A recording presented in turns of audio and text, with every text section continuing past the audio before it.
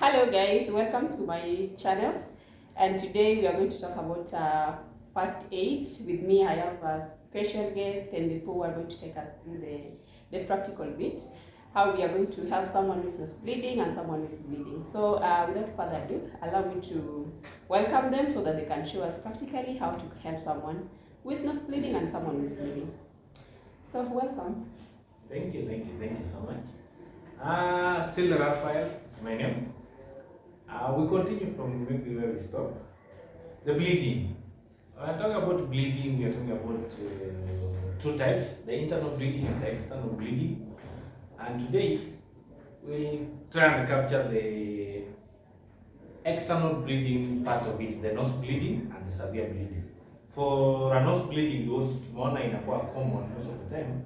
Someone is nose bleeding, or a sister or a brother or a friend or a neighbor is nose bleeding, and you are there, you're supposed to help.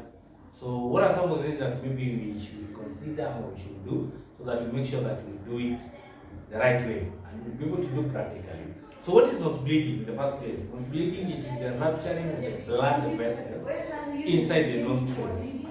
Capillaries zenye ziko kwa mapua zinakatika and then someone is nose bleeding. So what can cause someone to nose, what can make the capillary to rupture? The nostril to rupture, maybe a blow to the nose, or you have been scratching or sneezing too high. It can be due to high blood pressure. It can be due to temperature changes. I think that one is the one which is common. Someone change the environment, and the temperature inside the body is not the same with the environment, and then someone nose bleeds. So how will you help someone nose bleeding? Theoretically, we say that let the casualty lean forward or sit and lean forward. Let them pinch the soft part of their nose to apply pressure as they breathe with their mouth for like 10 minutes, so that to allow the clotting to take place in the nose, in the capillaries, for the bleeding to stop. So as the casualty does the pinching of the nose for like 10 minutes, as a first aider, maybe you will be, if it is a warm environment, try to loosen the clothing of the casualty, remove the heavy clothing. If it's a place baridi or cold, try to cover the casualty to keep warm. For 10 minutes. So when the 10 minutes elapse, we'll tell the casualty to remove their hands from their nose. We check or we assess if the bleeding has stopped. If it's still bleeding, the casualty will have to hold their nose for another 10 minutes, breathing with their mouth. If the second 10 minutes elapse and we assess again and we realize it's still bleeding, we tell the casualty to hold their nose for another 10 minutes. Okay. So it should be 3 times. Okay. So that means 30 minutes. 10 minutes up to 30 minutes. Okay. Ikifika 30 minutes na bado haija stop, then we tell the casualty to pinch their nose, apply pressure, breathe in their mouth as we take them to the hospital. Okay. So it should be 3 times. Okay. Yes. Remember, bleeding, for a clotting to happen, kwa mkono, we need 5 to 10 minutes for a clotting to happen.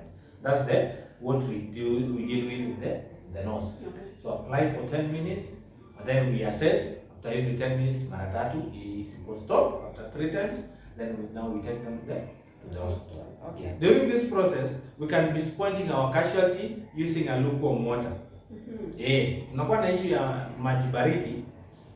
The cold water, siku hizi we are updating the skills and knowledge as per the current standard. Yes. So tunajaribu kuondoa the issue of the cold water, because one of the causes of nose bleeding is rupturing of the blood vessel because of temperature changes. So maybe the person, the casualty, has lived all their life in a hot environment. For example, Mombasa. When they come and live in Eldoret or in Kericho, it's a bit cold. So the change of temperature utapata na nose bleed. So wewe pale as a first aider, bado uko na maji baridi, una sponge. With that, you're not helping, you're worsening the situation. Okay. Another thing that you need to note, that the casualty should not lean backward ama asiangalie juu, because blood yenye inafaa itoke will be running down the throat to induce vomiting. Yes, or it can go to the airway because choking. All right. Yes. Okay. So maybe that is the theory part of it. we can do a practical bit of it. Yes, yeah. How do you do with the nose bleeding? Yeah. So my friend here, what is your name? Martha will be our casualty for today. All right. It's day. Okay. So let us assume she's nose bleeding. How are you? Yes, I'm a first aider. Can I help you? So if you're nose bleeding, I want you to sit down and lean forward. Then pinch the soft part of your nose.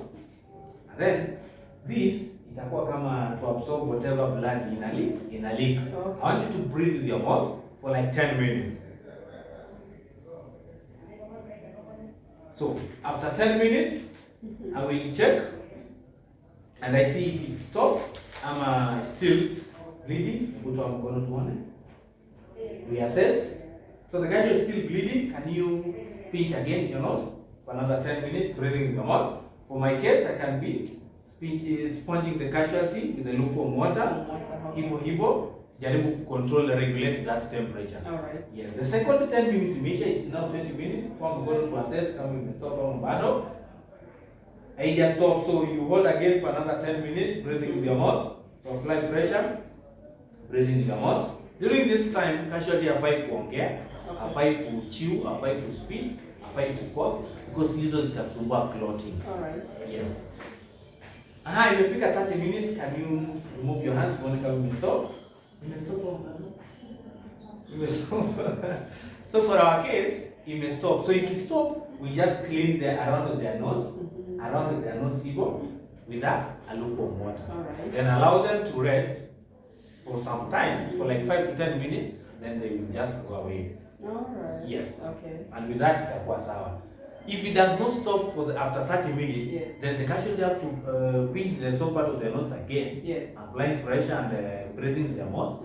If we take them to the hospital. Alright. Yes. So I think up to that, we are supposed to be dealing with nose bleeding in that way. Alright. That is so nice, and we've learned something. You know, most of the time people face upwards, but at least today you taught us how to appropriately help someone with nose bleeding. Yes, you are not supposed to lean backward because the blood may run down the throat, inducing vomiting. Alright. Or inaweza enda kwa airway. Okay. Because the blood goes to the airway, causing choking. So as a first aider, you will have worsened the situation. Alright. Yes. That is in. I don't know if you have any other thing to share about nose bleeding before we go to another condition. For nose bleeding, I think that will be okay for now. Alright. Thank you. Thank you so much.